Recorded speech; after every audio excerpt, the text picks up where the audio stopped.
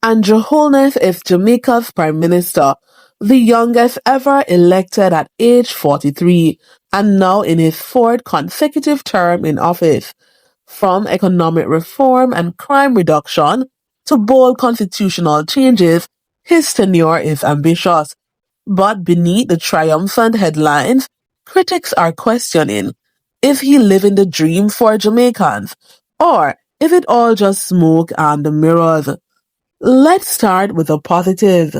Since returning to office in 2016 and winning a landslide re-election in 2020, Holness' administration has delivered tangible results his supporters hail as transformative. Economy.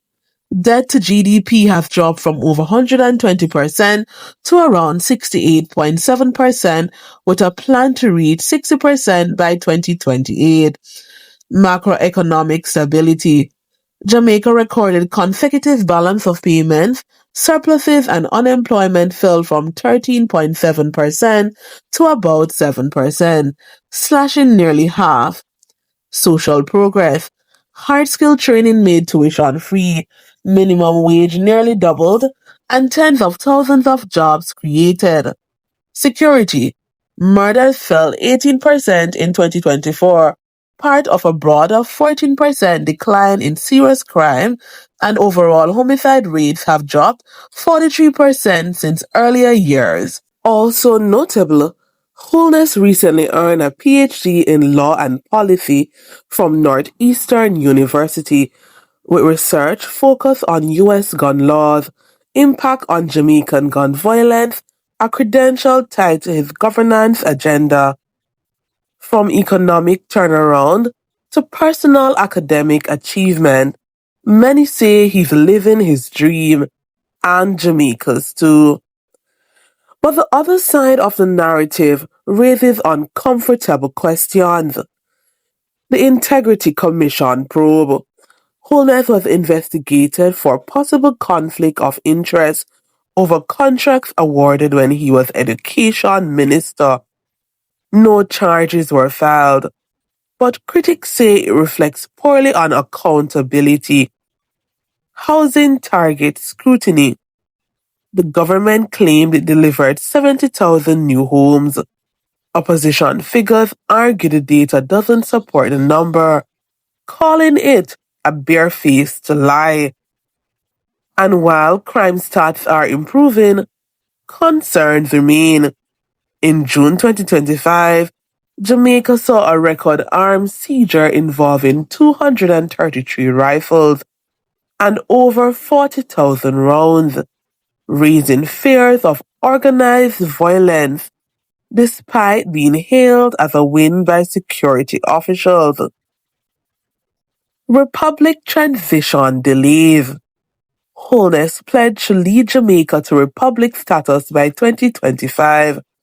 While the constitutional reform bill was introduced, the process faces delays and ongoing debates over public support and judicial changes. Taken together, these issues have critics wondering how much of the dream is reality and how much is political spin. Here are the dream indicators: consistent economic growth and stabilization, social programs improving lives of Jamaicans, international recognition on climate and parliamentary reforms. Here are the lie concerns: gaps between announcements and verifiable data, legal investigations, even without charges, cast a shadow. Slow constitutional readjustments raise doubts and follow through. Holness himself addresses criticism head on. He's reiterated that he doesn't make promises, he makes commitments, and asserts that meaningful change takes time. His academic research and international advocacy reflect a vision tied to results, not rhetoric. He claims to be listening more and acting with dedication, but with elections looming in 2025, critics warn that rhetoric alone won't win votes. With Jamaica set to vote again in 2025, key questions remain. Can Holness deliver on housing, security, constitutional change, and do so in time? Will the momentum behind the economic and crime gains continue, or will stalled reforms and accountability concerns erode public trust? So, is he living the dream or living a lie? The answer depends on who you ask and what actually happens next.